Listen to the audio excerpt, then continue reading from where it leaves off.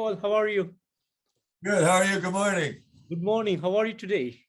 I'm good. Sorry. So, Paul, Fiends of Emptiness, your new album was out on April 22nd. So, can you tell me a bit about the songwriting and production behind this new album? It's pretty much like every record I've ever recorded. I'm usually dealing with writing songs about what's going on in the world today, and the good and the bad things of life. I try to capture them in the lyrics as best I can. It's kind of like I'll give you an example. Like Rogo will send me a song, or this time he sent me two songs, and he said, I'm thinking about maybe an old school project once again, but a little bit different, more 3-chord, 1, 2, 3 parts, and simple but aggressive. And he said, I think your vocals will be perfect for it. He said, I realize we already have 6 albums together, but I want to try something a little bit different. And he sent me the 2 songs, and within 5 minutes, I had written the lyrics for the first song on the album. So the point was, I knew I knew right away, oh, this is going to work. But I said to him, let me write the lyrics, and I'll go to the studio and I'll sing the first 2 songs, and I'll send them back to you, and we can discuss it. Well, I sent the 2 songs. He played it for the members in the band, and obviously for himself, and he wrote me back right away. I love it. And I said, okay, send me the rest of the album. And a few days later, I had the rest of the completely recorded album. I just had to I had to write the lyrics, obviously, go to the studio and record. And I think the album came out pretty good. I like it. I mean, it's aggressive. It's heavy, Yeah, amazing. And 30 years since the release of the first album. So how is it coming back to the Speckmann Project? Okay, I got to be honest with you. It's only the Speckmann Project in name. Yeah. Rogan and I released 5 records. We have a 6th one coming out sometime later this year under the moniker Johansson Speckmann. And for some reason, many people are overlooking these records. And in all honesty, the records are really good. Okay, some are better than others, but the point is there's good songs on every record we did together. And everybody has been overlooking these records for years. And Roga said, maybe we should release it under the Speckmann moniker. He said, if we call it the Speckmann Project, more people will probably get a chance and maybe listen to it. And in the end, it seems he was right. Okay. The only difference I will say about the newer one is the songs are shorter, faster, and to the point. Maybe when he and I record the 2nd record for the Emancipation Productions in 2023, maybe he and I together will write some longer songs. The thing is with Roga is when I work with him, what he does is he records the whole album, sends it to you, and it's already finished. So the problem is for me is that there's no real room for changes, because it's like I don't expect him to go back and talk to the other guys and okay, we gotta make this part longer, that part longer. But on this next record in 2023, I think I'll speak with them about it, and I'll just tell them to make the songs longer.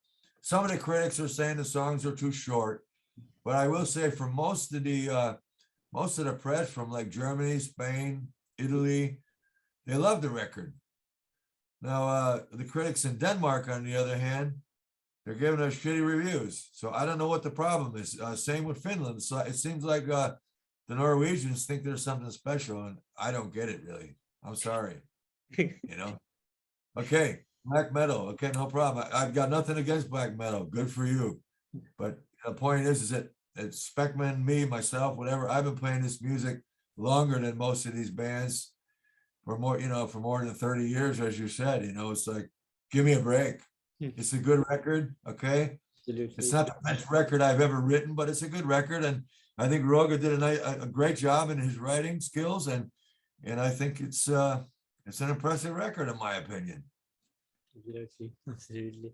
And was there any particular concept or theme that was put behind this new record? Say it one more time. I didn't understand you. Was there any concept or theme that was put behind this record? No, and that's the real point, is that I never write concept albums, I write the lyrics for an album, and then I just choose one of the songs and decide what the name of it is, you know. And the point is that on this originally, I want to grab the CD here so I can look at it for a second. Originally, I was going to name the album Absolute Power, the first song, you know, and it's a great song. But the point is that in the end, I decided, I said, well, it makes no sense to put the best song, in my opinion, as the title track. I do that many times.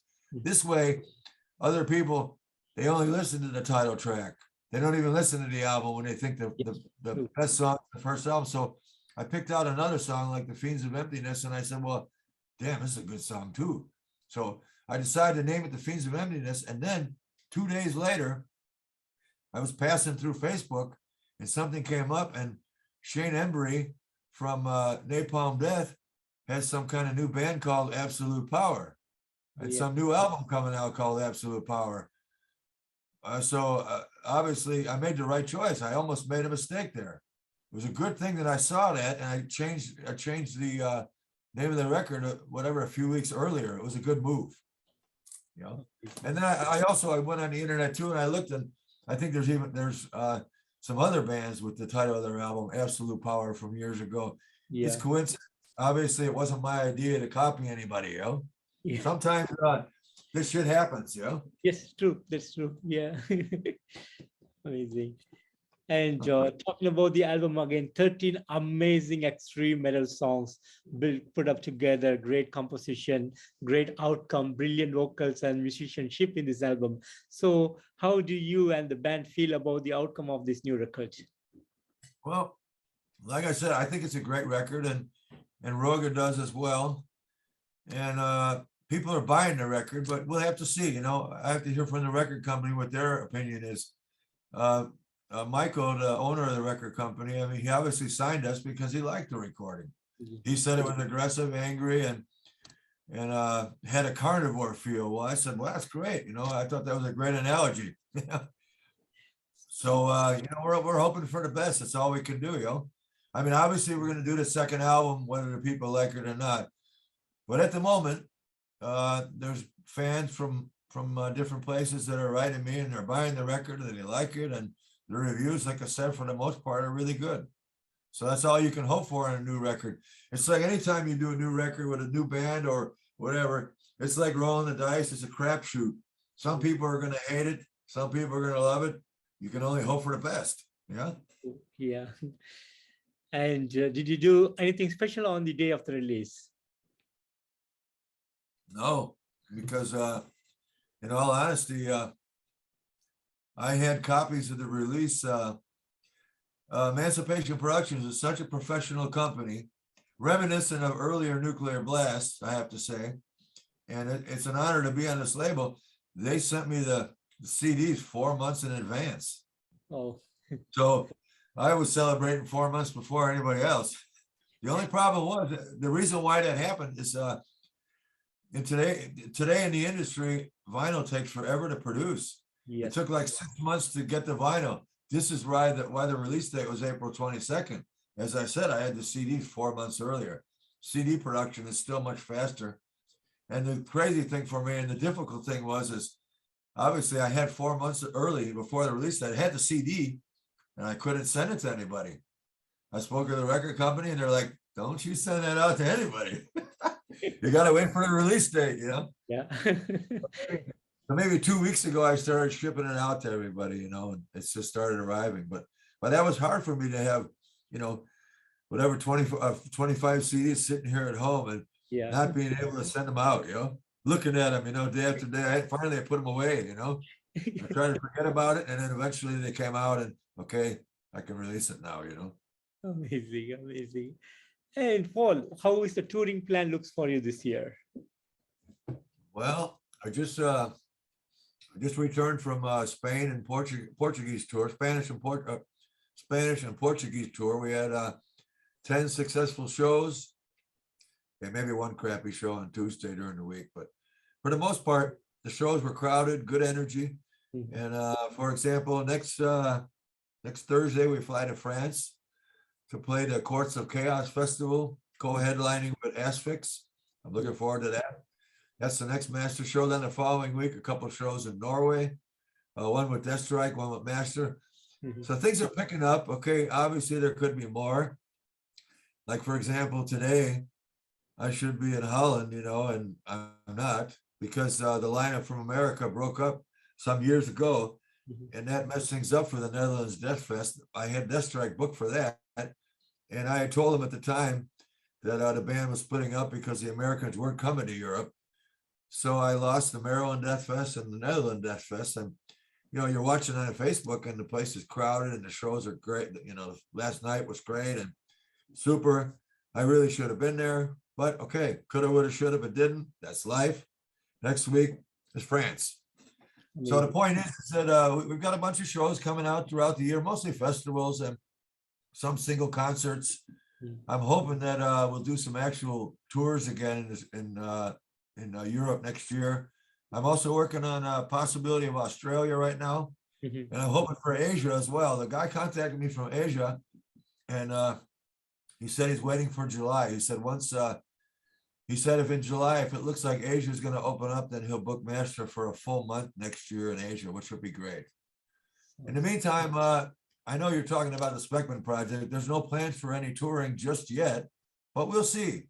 Never say never. It's like I'm hoping that I told Roga I'm hoping that maybe some of these bigger festivals one day will contact he and I to do maybe a tour with the Speckmann Project and maybe the Johansson Speckmann, and maybe we can do some big festivals and just play 12 songs or whatever, a one-off thing, only one time, never do it again. But in the meantime, we wait. Yeah, sure, true. And talking about Speckmann Project again, like, do you have plans to come up with more albums in the future with the Speckmann Project? Yeah, like I said to you earlier, we have one more album. We're under contract with Emancipation Productions. Yep, So we will do a new album in October next year. Yeah. great, sounds great. That's the And plan, yeah. yeah, and how is it with Master? Do you have any plans to go back into studio again anytime sooner? Yes, September or October this year we'll record a new Master album. Um, I have like maybe 15 songs written over the last 3 years, and actually over the last 6 months I've written another 4 or 5 as well. I have a lot of songs. So what we'll do is we'll probably record like maybe 12 or 13 songs Mhm. and take it from there. I have a new contract, I have to say, with Hammerheart Records, and that's for 3 albums with Master. And at the moment, they're reissuing the entire Master catalog. And then in 2023, there'll be vinyl reissues and some special box sets, like complete sets of Abomination and Death Strike.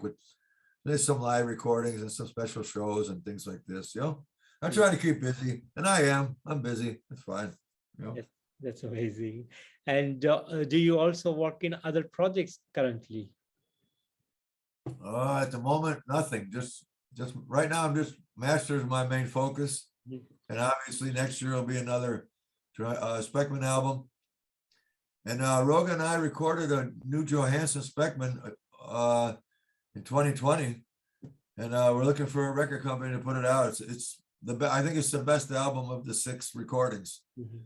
But finding somebody to put it out and believe in it, that's the next thing. I'm hoping for somebody to put it out one day.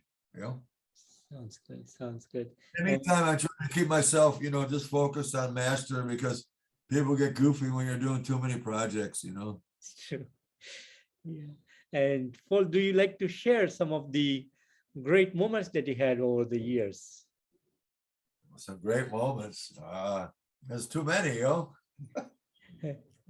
just say that what I enjoy the most about playing metal is seeing different countries, going to different worlds and seeing what's going on. It's nice to visit places in South America and Central America, and obviously in Europe and the USA. And I like traveling. Japan is really nice. And I don't know, someday I will focus in and probably write a full autobiography telling you the finest moments in my career. It's coming someday. I started writing some years ago, and Mhm. I couldn't find anybody to put it out because there's a section that I wrote called was it's called Brushes with Fame. It was a chapter, and it's stories about meeting good stories and bad stories about meeting different musicians across the world.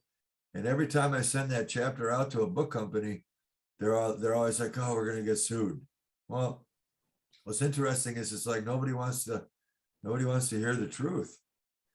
You know, if you can't put out a book with the truth in it, then why bother with a book? Anyway, so in the meantime, one day I will put it out, even if I got to put it out myself. You know, Yeah. maybe I'll put it out on Kindle or something and piss everybody off. Nobody's gonna sue me. The truth is the truth. You know. Absolutely. Yeah.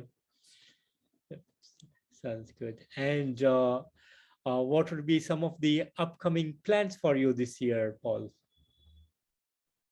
Oh, like I said, France, Norway, Germany, mostly festivals. You know, I always have the stuff listed on the Facebook stuff.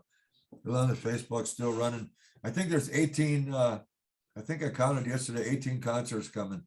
By far, it's not enough. But considering with the pandemic and all the stress about that, a lot of companies and clubs or whatever were afraid to book concerts because nobody's going to come, in their opinion. And thankfully, it's changing. So there is opportunities for bands. But like the agency that I was talking with in the UK, we were like, Paul, you know, we were going to do a tour in November and October, November, and they were like, every band and his uncle or whatever are going on tour at the same time. It's better for 2023. So in the meantime, I'm just trying to fill in single shows and festivals. Yeah. Sounds amazing. Sounds amazing. And Paul, finally, what would be the message that you want to give to the fans around the world? Oh, well, obviously, family is important. Take care of your parents, your brothers, your sisters, your cousins, whatever. Try and be nice to one another. Hang in there, is my message. And be polite. You know, of course, you're a fucking goddamn metalhead, and so am I. And there's a time and a place, you know, time and a place to be aggressive and rowdy in the concerts and stuff. But out on the streets, there's no reason to go out and kill each other. You know, got to hang in there. And that's the one thing that's really important too, is that it's been a difficult time with this COVID pandemic for me and for everyone. So you know, if you're depressed, hang in there. Try and look on the brighter side of life. Things are starting to open up, and be metal. You know, stay metal and rock and roll. That's my message. I know it's an interesting message from a death metal guy, but this is my reality. This is the reality I live. You know. Wonderful, Paul, wonderful. And Paul, I want to thank you so much for giving me today this wonderful opportunity to have this great interview with you, and a pleasure to meet you. And thank you so much for the amazing music that you've been giving us over the years, and great work for the metal fraternity from you. Thanks so much again, Paul. And I wish Thank you so much, too. Have a great day, yo. You too, Paul. Take care of yourself. Okay. Bye.